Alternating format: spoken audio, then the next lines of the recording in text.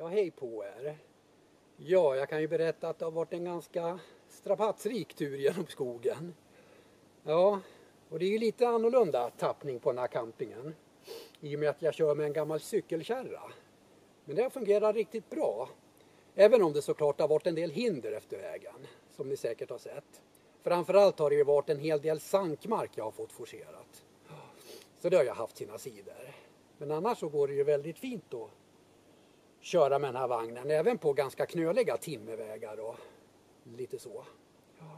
Så man kan ta sig fram ganska bra, det tycker jag. Ja, till saken. Oktobercamping. Ja, verkligen. Jag tänker bygga ett skydd här, en koja. Jag tänker gå vidare med de bitarna. Och det här kommer inte bli något jätteavancerat bygge. Men det kommer ju ändå bli en camping av lite mer teknisk natur. Eftersom jag tänker köra med lite mindre kamin i skyddet. Då.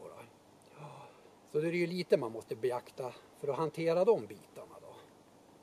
Ja, så jag tänker köra igång här på en gång och dra igång med kojbygget. Så ni får hänga på vart efter. Ja.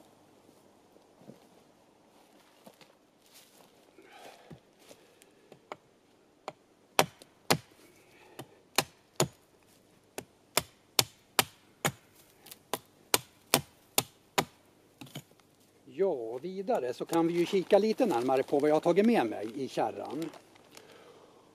Och vi kan väl börja med den här pressändningen. Den här kommer ju tjäna som tak på kojan. Och den här har jag förberett lite grann tidigare när jag var hemma. Jag har helt enkelt tagit upp ett hål i den här. Och så har jag kantat hålet med kardborreband. Och det är ju genom det här hålet som själva rökröret i kaminen sen ska gå igenom. Och då använder jag mig av ett så kallat stovejack. Och det här är någonting som jag tillverkade i helgen. Så det är ganska nytt där då. Och den här är ju tillverkat av ett helt brandsäkert material. Så det är ju hela syftet med det.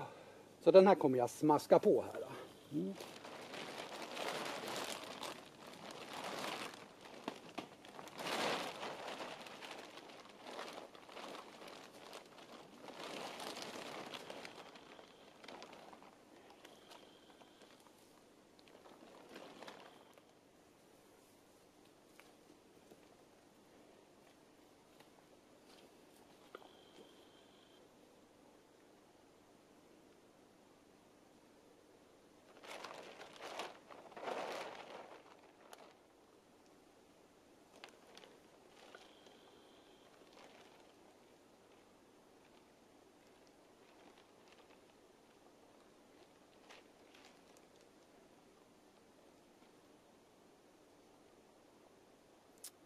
Ja, det kan ju tyckas att det går framåt och sakteliga här.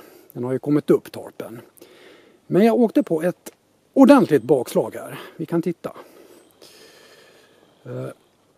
Det är ju nackdelen med de här billiga pressändningarna. Och det är helt enkelt öljetten som har gett upp. Den har släppt totalt där. Och som sagt var, det är ju ganska billiga grejer det här. Men det är ju sådana här grejer som står till buds i och med att jag klipper och skär i dem och lite sådär. Jag har ju inte lust att köpa en dyr tarp och hålla på och göra hål i.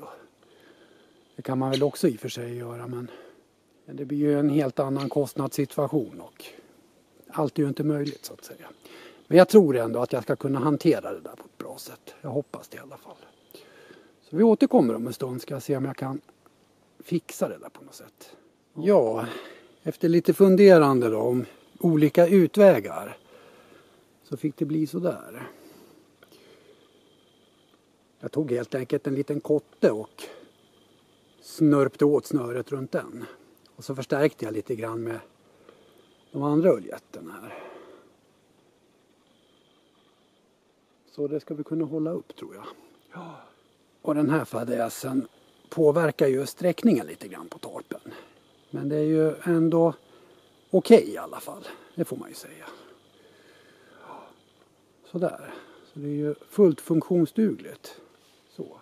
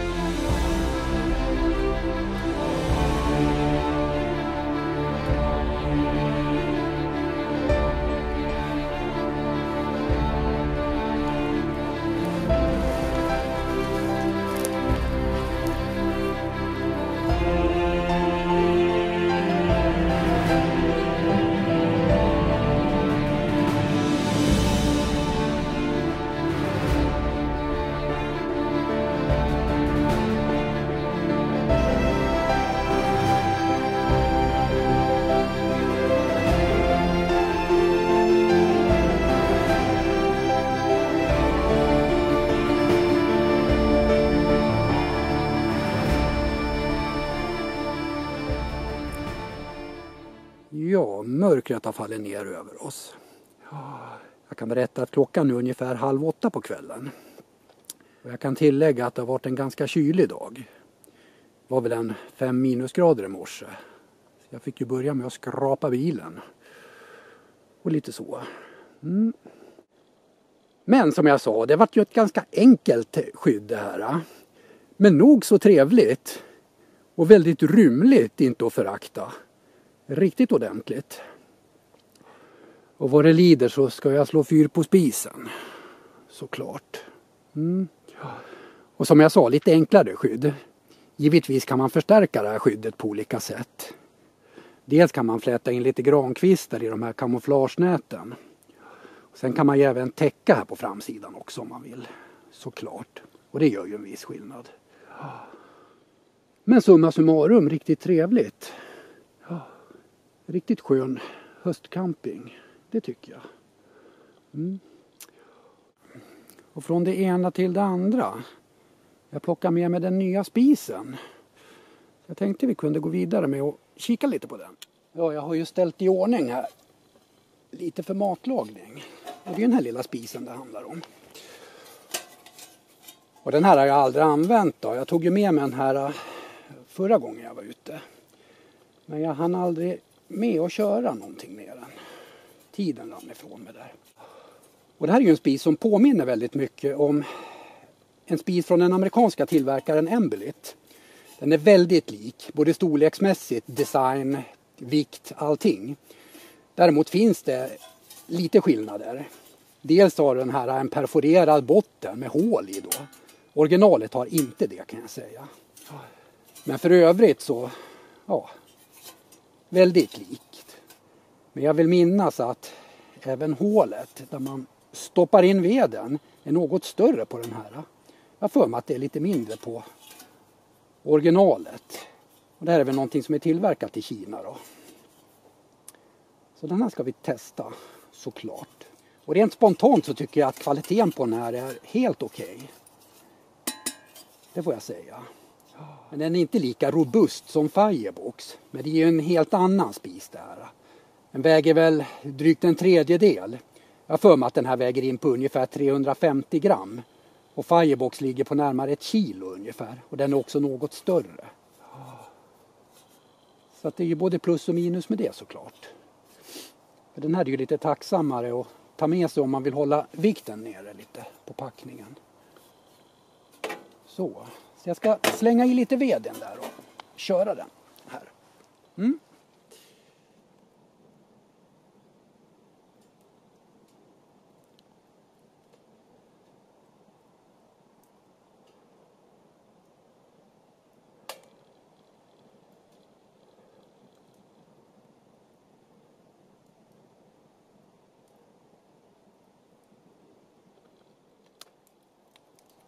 Ja, vad säger man? So far so good. Det var ju rejäl krydda i den där. Annat kan man ju inte säga. Ja, riktigt ordentlig fart.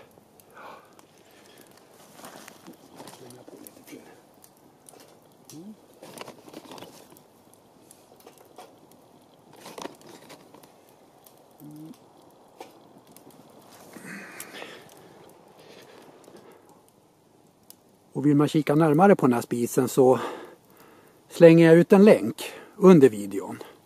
Så att ni hittar den här på ett smidigt sätt. Ja. Så. Ja, det är hög tid att spisa lite käk. Ska se här. Då ska jag givetvis testa att slänga på pannan på den här nya lilla spisen. Hur det fungerar. Och vad är det här för kul då? Det är lite kycklingbitar och nu har jag överbliven kokt potatis. Nu gör jag bara så där och så slänger jag på den här så får vi se. Så. Så det är lite kycklingfilé och bitar av kokt potatis och lite grönsaker. Lite lagom så där. Det är ganska tacksamt att göra i ordning i alla fall. Så, då ska vi se då hur det här fungerar. Oj. Nu ska vi se då. Så. Oj vad den ryker. Oj. Oj, oj, oj.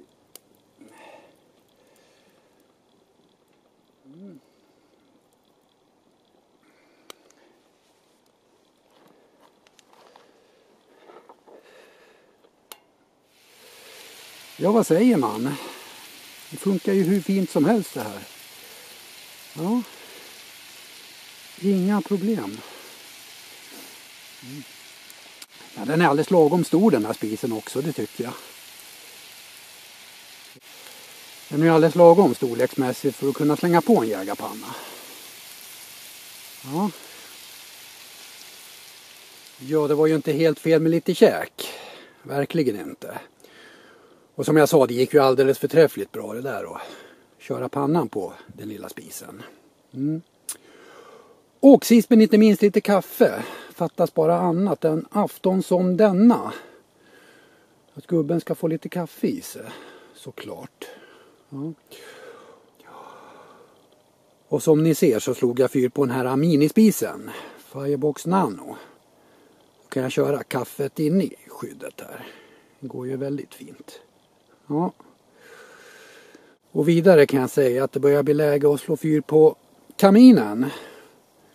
Så jag ska slänga in lite kaffe här, så ska jag slänga in lite ved i kaminen sen. Ska vi få lite skjuts på den också. Så det ska bli kul att se hur det hela faller ut här inne i skyddet med kaminen.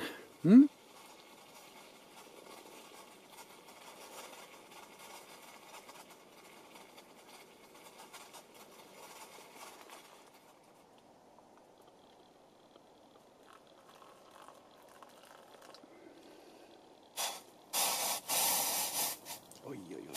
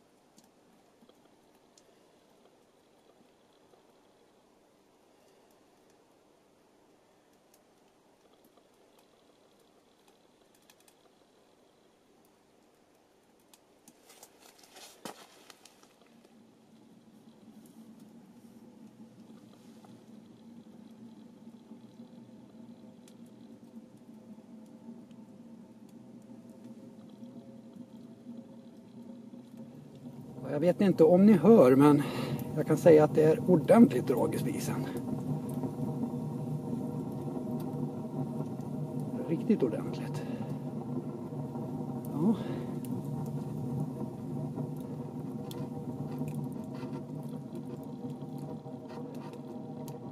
Det kan sägas att jag hade väldigt fin ved med mig. Sån här björkved som jag har haft inomhus ganska länge, så att den är ju torr och fin då. Brinner väldigt bra. Ja, jag plockar med mig en kasse där. Och jag ska även testa att slänga på kokkärlet uppe på kokplattan på kaminen. Det har jag i och för sig gjort förut och det funkar ju väldigt bra. Men då behöver jag ju inte använda spritköket, utan då kan jag köra med plattan där. Jag ska slänga i lite mer ved bara. Ja, vad ska man säga? Väldigt trevligt. Ja. Det fungerar väldigt fint. Jag kan ju inte säga annat. Den spinner ju på väldigt fint, den lilla kaminen. Ja.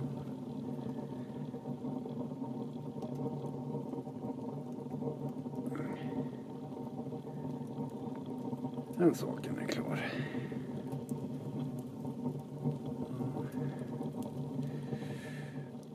Ja, vi kan kika hur det ser ut från utsidan lite grann. Så. Ja, tjusigt. Och det vart ju lite längd på pipan också nu. Så där. Som jag tidigare nämnde så använder jag mig av ett så kallat stovejack. för att hantera det här med rökröret på ett bra sätt. Och det här är någonting som jag har tillverkat själv. Det finns även sådana här att köpa, dock inte i Sverige. Utan då får man beställa en sån här från USA. Och de är inte helt billiga, för att uttrycka sig försiktigt. Men som jag sa, man kan tillverka dem själv. För en bråkdel av priset. Och om det finns intresse så kan jag göra en kommande film om hur man går tillväga när man tillverkar ett sånt där Stovejack. Så.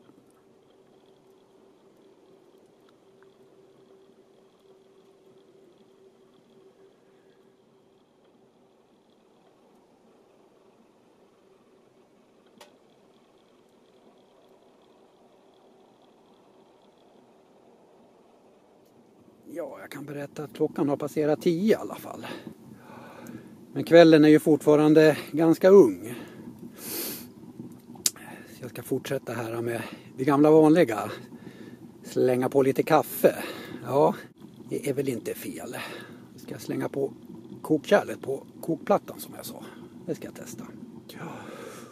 Och från det ena till det andra. Jag kan berätta att jag håller på att tillverka en systerkamin till den här pjäsen. Och det är ju en kamin som i det stora hela kommer bli likadan som den här. Enligt konceptet Made in Sweden. Verkligen. För jag var nere hos järnhandlaren här i Vansbro och kompletterade lite grann. Lite nya plattjärn och skruv och allt möjligt. Så den kommer bli minst lika fin, det kan jag säga. Och den här nya kaminen den kommer bli färdig om ungefär 10 dagar. Men som jag sa, jag har börjat lite smått med den. Så vi kan väl titta på några bilder.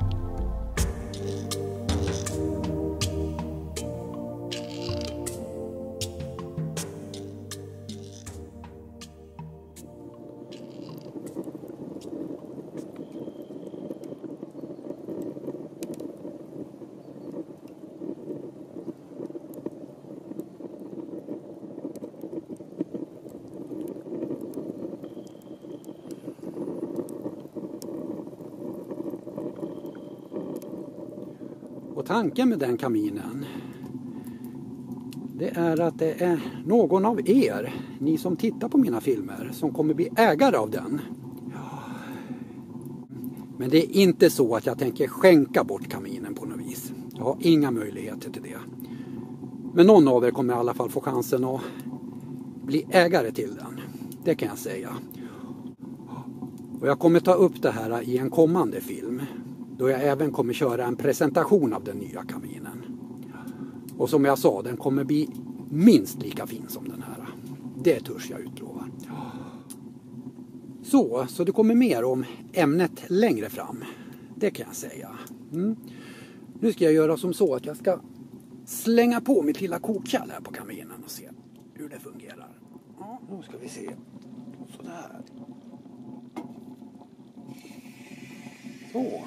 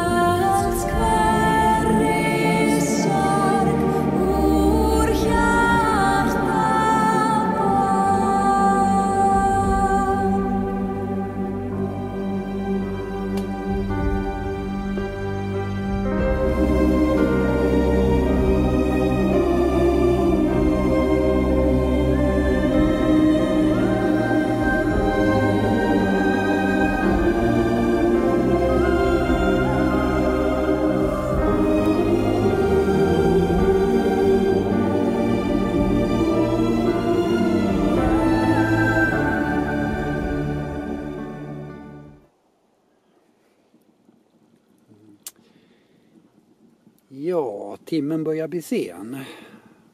Så vi ska knyta ihop påsen här inne i kojan. För ikväll. Men det var ju supertrevligt där, det kan jag lova. Och väl mött igen imorgon bitti. Ja, natt i natt.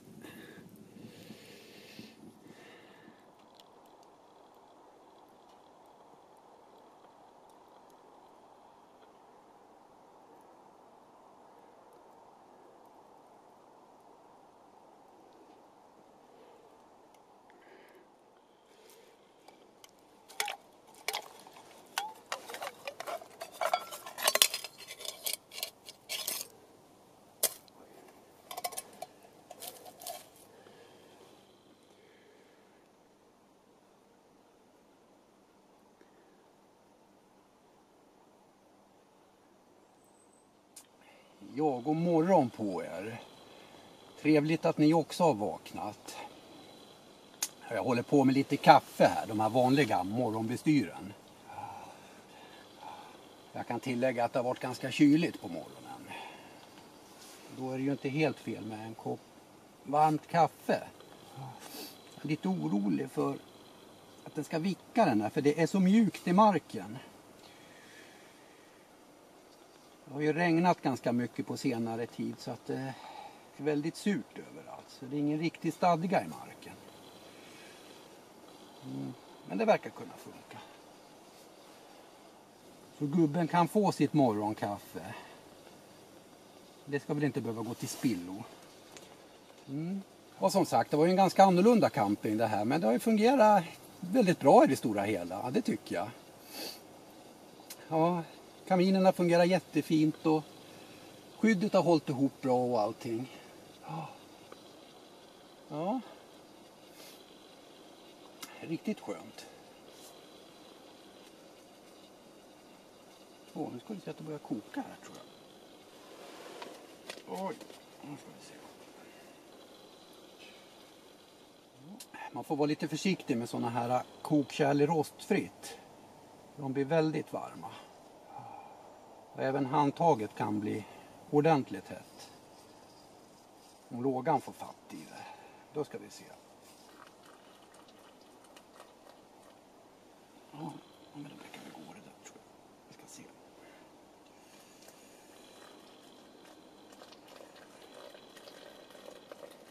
Så. Ja, vi provar sådär. Man ställa tillbaka den där lite. Ja, det är ju så sant att det börjar dra ihop sig här ute i skogen. Så jag ska börja plocka ihop här. Och sen ska jag och cykelkärran ut och stångas lite med terrängen igen. Ja, verkligen. Ja då. Men trevligt att ni ville vara med mig här ute en stund. Och som jag har sagt, fler filmer kommer ju. Och ja, fram till dess, ha det så fint. Hej så länge.